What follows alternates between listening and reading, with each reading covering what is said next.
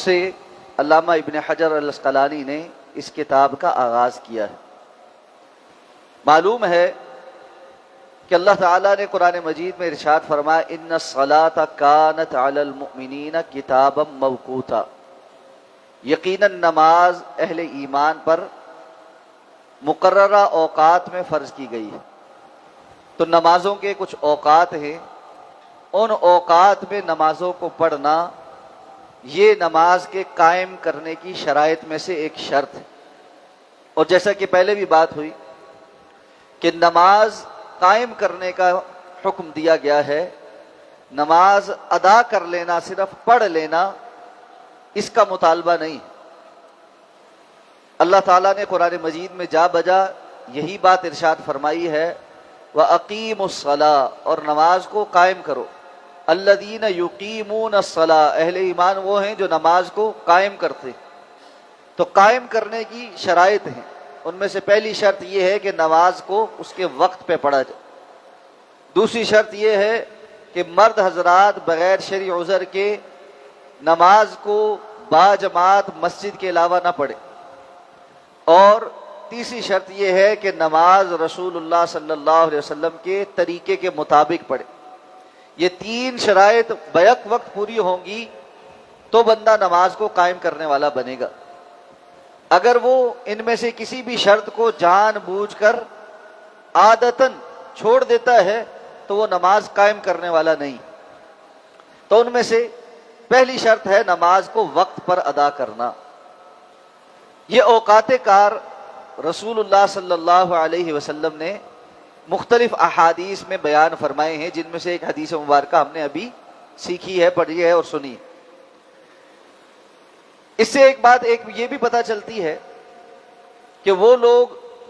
جو یہ نظریہ رکھتے ہیں کہ ہدایت کے لیے صرف قرآن کافی ہے اور حدیث کی کوئی حجت نہیں، ان کے لیے نماز کے اوقات کا قرآن میں کوئی ذکر نہیں۔ قرآن میں اللہ نے صرف اسی بات کا حکم دیا ہے کہ نماز پڑھو، نماز قائم کرو، اور اجمالی طور پر یہ ذکر کیا ہے کہ دن میں بھی اور رات کے حصے میں بھی نماز کو قائم کرو۔ لیکن ایک ایک نماز کا وقت کون سا ہے، نماز کا نام کیا ہے، یعنی اگر فجر ہے تو اس کو فجر کیوں کہتے ہیں، ظہر، عصر، مغرب، عشاء، یہ نام رسول اللہ صلی اللہ علیہ وسلم سے احادیث میں مروی، آپ نے صحابہ کو سکھائے۔ پھر ان میں سے ہر ایک نماز کی کتنے فرائض ہیں،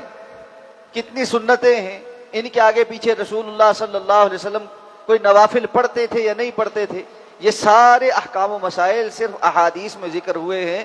یہ قرآن مجید کے اندر تفصیلا ذکر نہیں ہوئے۔ اس لیے قرآن و حدیث مل کر ہی شریعت کو کے احکامات کو مکمل کرتے ہیں۔ اللہ تعالیٰ نے رسول اللہ صلی اللہ علیہ وسلم کو مبعوث ہی اس لیے فرمایا کہ آپ قرآن مجید کی تلاوت کر کے لوگوں کو ہدایت کی طرف رہنمائی کریں،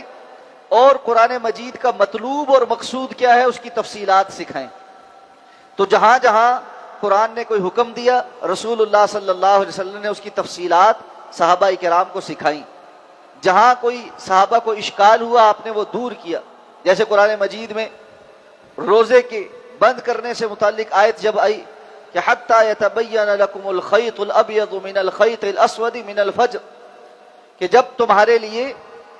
سفید دھاگا سیاہ دھاگے میں سے واضح ہو جائے۔ اب ایک صحابی نے 2 دھاگے لے کر تکیے کے نیچے رکھ لیے اور اٹھ کر اس کو دیکھتے تھے،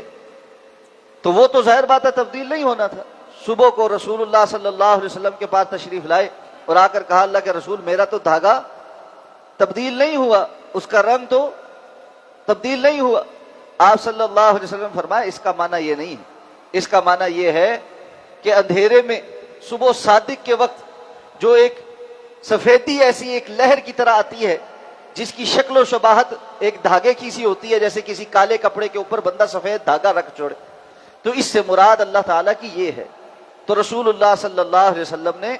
اللہ تعالیٰ کی جو مراد ہے، اللہ تعالیٰ نے جو احکام و مسائل بتائے ہیں، ان کی تفصیل اور ان کی مراد صحابہ کرام کو سکھائی، اور صحابہ کرام سے آگے امت تک علماء کرام نے ہر دور کے اندر اس کو منتقل کیا۔ تو انہی مسائل میں سے ایک بڑا اہم مسئلہ یہ نمازوں کے اوقات کا بھی ہے۔ تو آپ صلی اللہ علیہ وسلم نے اس حدیث مبارکہ میں نمازوں کے اوقات بتائے ہیں۔ تو سب سے پہلے آپ صلی اللہ علیہ وسلم نے فرمایا کہ ظہر کا وقت اس وقت سے ہے جب سورج ڈھل جائے، یعنی زوال جو ہے اس کے بعد ظہر کا وقت داخل ہو جاتا ہے۔ زوال کیا کب کہتے ہیں؟ مکروہ وقت وہ ہے کہ جب ہر چیز کا سایہ بالکل جو ہے نا وہ سورج سر پہ کھڑا ہو جائے اور اس کے نیچے آ جائے۔ تو یہ جو سورج سر پہ کھڑا ہو جائے اس کے بعد سورج ڈھلنا شروع ہوتا ہے، اس کو زوال کہتے ہیں، کسی چیز کا زوال، یعنی سورج آ کر بالکل سر پر آ گیا اور اس کے بعد پھر اب وہ زوال پذیر ہونے لگا۔ تو جب یہ سورج ڈھلنا شروع ہو جائے تب سے زوال کے بعد سے ظہر کی نماز کا وقت شروع ہو جاتا ہے، اور پھر آپ نے فرمایا اس وقت تک رہتا ہے جب تک کہ سایہ اس بندے کی اپنی جو قامت ہے، جتنا طول ہے انسان کا، جتنا قد ہے اس کے برابر نہ ہو جائے۔ یعنی اس کو سمجھنے کے لیے کر سکتے ہیں کہ عین زوال کے وقت انسان ایک نشان لگائے کہ جہاں اس کا سایہ ہے، اور اس کے بعد جتنی اپنی لمبائی ہے اس لمبائی کا قد کا حساب کر کے زمین پر نشان لگائے، اور جب تک اس نشان تک اس کا سایہ طویل ہوتا ہوا نہ پہنچ جائے ظہر کی نماز کا وقت ہے۔ اس کو فقہا جو ہے وہ مثل اول کہتے ہیں، یعنی انسان کا سایہ اس کے مثل ہو جائے، اس کے برابر ہو جائے، تو یہ ظہر کی نماز کا وقت ختم ہو گیا۔ جیسے ہی ظہر کی نماز کا وقت ختم ہوتا ہے عصر کی نماز کا وقت داخل ہو جاتا ہے، تو مثل اول پر عصر کی نماز کا وقت داخل ہو جاتا ہے۔ اس کے بعد آپ صلی اللہ علیہ وسلم نے فرمایا کہ عصر کا وقت اس وقت تک ہے کہ جب تک کہ سورج زرد نہیں پڑ جاتا، یعنی آپ دیکھتے ہیں کہ سورج کی طرف آپ دیکھتے ہیں تو وہ آنکھوں کو چبھتا ہے، ہوتے ہوتے ایک وقت ایسا آتا ہے کہ جب اس کے وہ زردی مائل ہو جاتا ہے اور اس کی چبھن ختم ہو جاتی، تو جب سورج کی طرف دیکھ سکیں اور اس کی جو تیزی ہے وہ زردی میں بدل جائے، ایسے وقت میں عصر کی نماز کا وقت اس حدیث کے مطابق ختم ہوگی۔ اور ایک اور حدیث بھی ہے، وہ بھی صحیح سند کی ہے، جس کے اندر آپ صلی اللہ علیہ وسلم نے فرمایا جس بندے نے مغرب کی نماز کا وقت داخل ہونے سے پہلے پہلے عصر کی نماز کی ایک رکعت بھی پا لی، اس نے عصر کی نماز پا لی۔ اس سے علماء نے یہ استدلال کیا ہے کہ عصر کے دو وقت ہیں، ایک جو اختیاری ہے اور ایک جو اضطراری ہے۔ اختیاری کیا ہے کہ جب بندے کے پاس اختیار ہے کہ اس نے خود چوز کرنا ہے کہ کب تک نماز پڑھ سکتا ہے،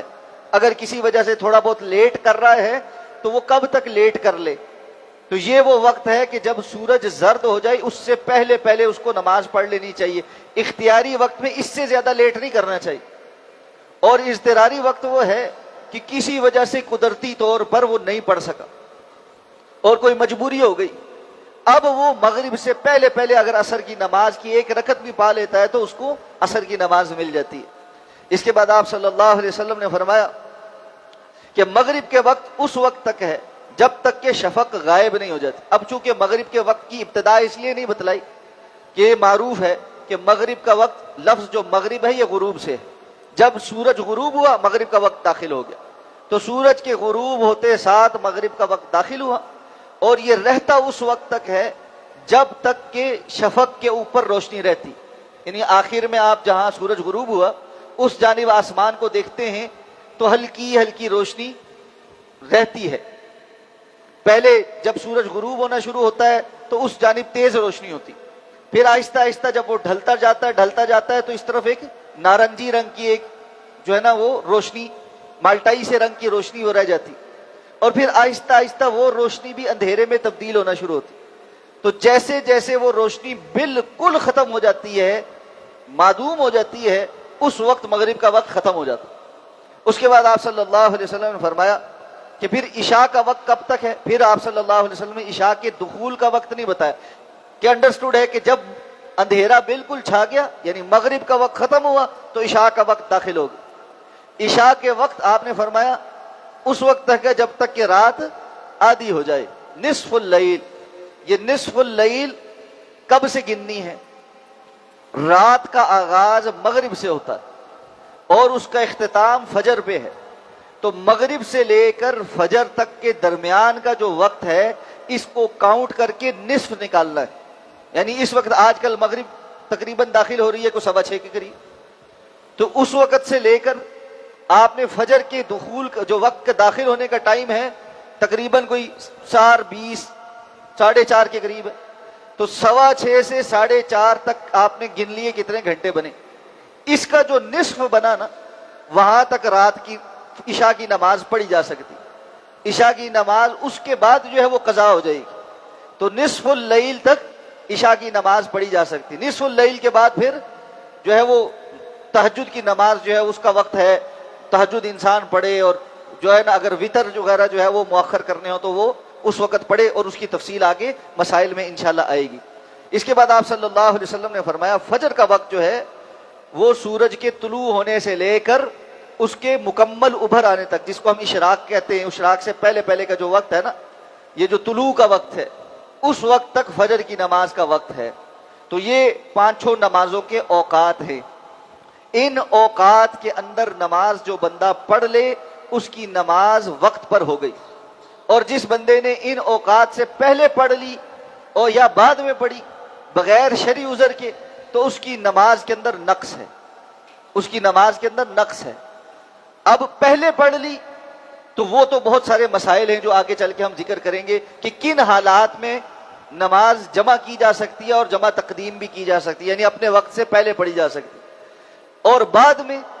جمع تاخیر جو ہے وہ کن حالات میں کی جا سکتی ہے، اور کون کون سے شرعی عذر ہو سکتے ہیں جن کی بنا پر ان اوقات سے جو ہے وہ نماز آگے پیچھے کی جا سکتی ہے۔ ان شرعی عذر کے علاوہ، اعذار کے علاوہ عذر کوئی نہیں، کسی بندے کے لیے درست نہیں کہ وہ نماز کو اپنی مرضی سے کسی بھی وقت پڑھتا رہے۔ بعض لوگوں نے کیا کیا ہوتا ہے، جی ہم مصروف ہوتے ہیں نا تو ہم کیا کرتے ہیں، رات کو اکٹھی ساری پڑھ لیتے۔ یہ میں نے خود ایک بندے کے منہ سے سنا، میں نے کہا بھائی نماز پڑھا کرو، کہتا پڑھتا ہوں۔ میں نے کہا یار سارا دن تو ہمارے سامنے پھرتے ہو، ہمیں تو نہیں نظر آتا کہیں پڑھتے، اور جی رات کو جا کے نا ایک دفعہ تسلی سے ساری اکٹھی پڑھ لے۔ میں نے کہا پہلا بندہ دیکھا ہے جو رات کو تھکے ہارے ہونے کے بعد پورے دن کی نمازیں پڑھ لیتا ہے، ہم تو پورا دن کام کر کے جائیں عشاء کی نماز پڑھنی اوکھی ہو جاتی، تو یہ تو بہانہ ہی لگتا ہے۔ لیکن ہم یہ نہیں کہتے تم جھوٹ بولتے ہو، اگر سچ بھی بولتے ہو تو یہ طریقہ ٹھیک نہیں، اس طرح نماز نہیں ہوتی، اپنی مرضی سے جس ٹائم مرضی پڑھ لی۔ اسی طرح کچھ لوگ ہیں انہوں نے بعض نمازیں جو ہے نا ان کے لیے اپنے آپ کو چھٹی دی ہوئی کہ جی وہ نماز جو ہے وہ جب مرضی پڑھتے رہیں۔ کچھ لوگ ہیں فجر کی نماز جب اٹھتے ہیں جی تب پڑھ لیتے، اس لیے کہ جو ہے نا آنکھ نہیں کھلتی، رات دیر سے سوتے صبح آنکھ نہیں کھلتی۔ بھائی اہتمام کریں، اگر بندہ رات دیر سے بھی سوئے اور اس کی صبح فلائٹ ہو تو وہ اٹھتا ہے کہ نہیں اٹھتا؟ اٹھتا ہے نا، تو اس کو نماز کے لیے اٹھ جانا چاہیے، نماز پڑھ کر دوبارہ سو جائے۔ تو عادت بنا لینا کچھ نمازوں کے لیے کہ وہ اوقات سے باہر جا کے پڑھنی ہے، یہ درست بات نہیں ہے، یہ مطلوب نہیں، یہ نماز کو قائم کرنے والا نہیں۔ اللہ رب العزت دعا کے ساتھ اللہ میں سمجھ کر عمل کرنے کی توفیق عطا فرما۔ ایک سوال ایک منٹ پوچھ۔